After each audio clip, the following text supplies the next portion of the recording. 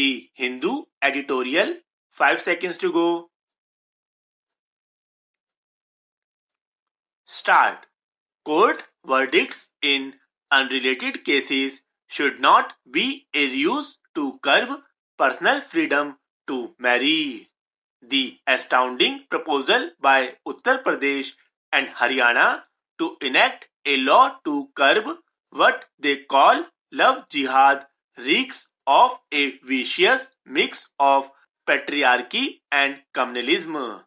Propounded by Uttar Pradesh Chief Minister Yogi Adityanath, the detestable idea amounts to legitimizing a term that constitutes a blatant slur against interfaith marriages and relationships in which one of the parties is a Muslim man. The ostensible reason for bringing in such a law seems to be that the honor of Hindu women is under threat from jealous Muslim youth seeking to win over girls from other communities for religious conversion in the name of love and marriage.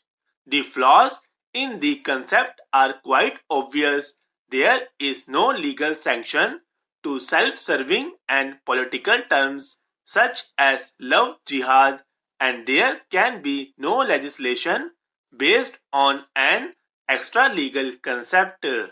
In any case, legislative intervention in marriages involving consenting adults will be clearly unconstitutional. The domain of matrimony is occupied by separate laws governing weddings that take place under religious traditions, as well as the Special Marriage Act, which enables a secular marriage including between couples from different faiths.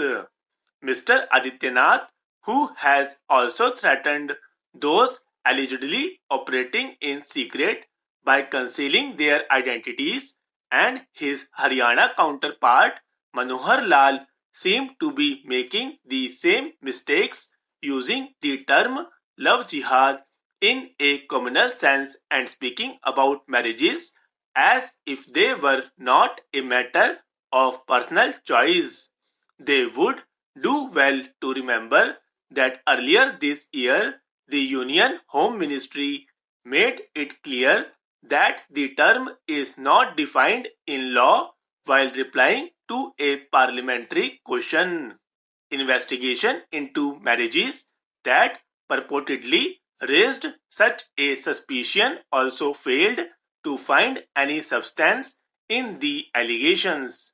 The immediate context for these leaders to go out on a limb about curbing interfaith marriages is a recent Allahabad High Court judgment that frowned upon religious conversion solely for the purpose of marriage and the horrible murder of a 20-year-old woman in Faridabad by a stalker who happened to be a Muslim. By no stretch of imagination can the murder be used to denounce consensual interfaith relationships. Regarding the court verdict, the High Court had declined to intervene on a writ petition seeking police protection for a recently married couple, noting that the bride had converted into Islam to Hinduism solely for the purpose of marriage. It had found such an expedient conversion unacceptable, citing a similar 2014 verdict in which the court had questioned the bona fides of conversions without change of heart or any conviction in the tenets of the new religion. Although the court strayed from the issue at hand, its objective was to underscore that conversion should not become a device. It is indeed salutary as a principle that interfaith couples retain their religious beliefs separately and opt for marriage under the Special Marriage Act.